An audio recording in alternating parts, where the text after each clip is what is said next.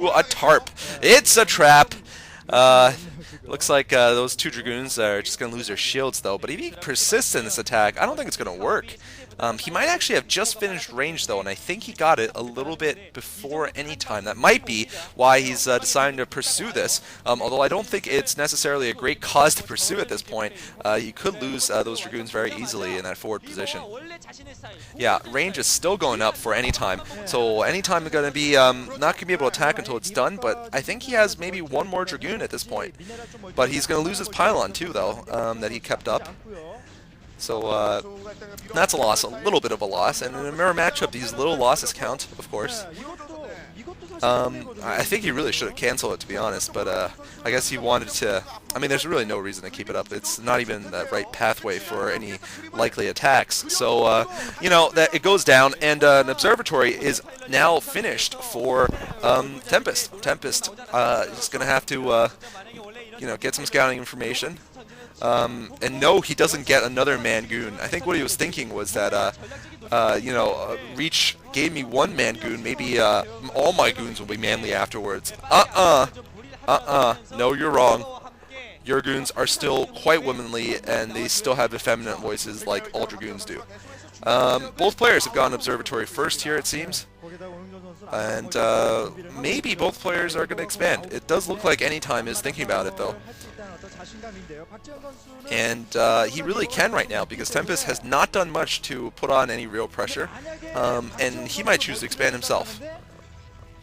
Does look like, though, he is going to actually go for a more offensive build here. Not gonna expand himself immediately, so it is going to be there is going to be a bit of a deviation.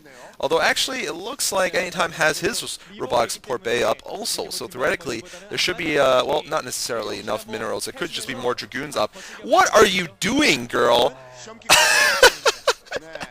Okay, so, you know, all you guys always ask, the people who are new to watching Pro StarCraft, why girls cover their faces. It's because they are supposed to be in school. That is one very good explanation. The other one, of course, is just cultural differences and whatnot, but a very good explanation, though, is because they're supposed to be in school studying. This was played 2 days ago, so, yeah, this was played on a Monday, during the day.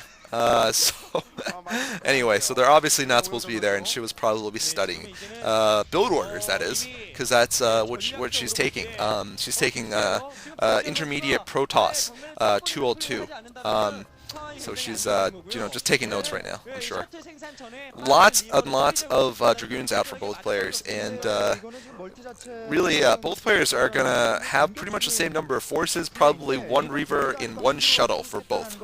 Although, as we see here, Tempest needs to make this attack stick, because he is going to be very far behind economically. Anytime he's already transferring probes, and I don't see an expansion. Maybe now an expansion's gone up. I don't know, but Tempest needs to make this count. But whoa! We did not see that coming. Tempest taking a blast at the back of the base there, not getting too much. But this looks like it might force... No, Anytime has actually gone back to his front, so if he was thinking about doing a two-way attack, it does not happen. However, it looks like Anytime's rear is still uncovered right now. It's still not defended.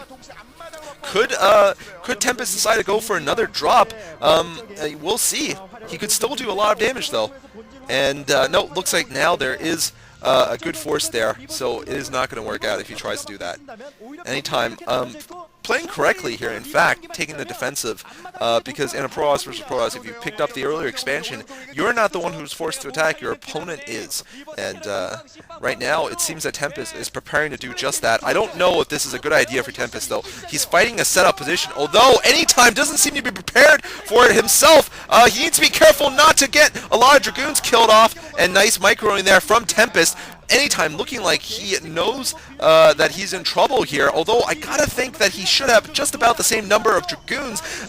You know, he's gotten such an economic advantage already, but I don't know. Looks like Tempest is managing to push in. He's got that one extra Reaver, and that's making a huge difference. Tempest might actually take out Anytime's Reaver, and wow, I cannot believe this. Anytime gets completely destroyed here. I cannot believe this. Anytime, who I thought would be very, you know, set up for a proper defense, in fact, gets ripped through by those manly Reavers, and it appears that Tempest, once again, through through helping out Reach by picking up Yellow from jail and bailing him out after one of his crazy forays with 5 girls, has actually received a couple more Man Reavers. So GG coming from any time, and the series is now tied 1-1. Good play by Tempest, or good Man Reavers barred from Reach. Anytime, of course, pissed Reach off by being like, it's 4 a.m., you go get Yellow. And Reach was like, dude, I'm flying over the border between Russia and Georgia right now. I mean, keeping the peace there, man. And he just calls up like, who owes me a favor? And Tempest was like, oh, please, me. I'll do anything for another unit. And Reach is like, all right, you pick up Yellow. And yes, you have to pick up his girlfriend afterwards too, and you have to drop her off on the other side of Seoul. And Tempest did that, and Reach borrowed him 2 Reavers. That explains how Tempest won. Hope you guys enjoyed this commentary and this game. Moving on to watching none other than the Mantos himself.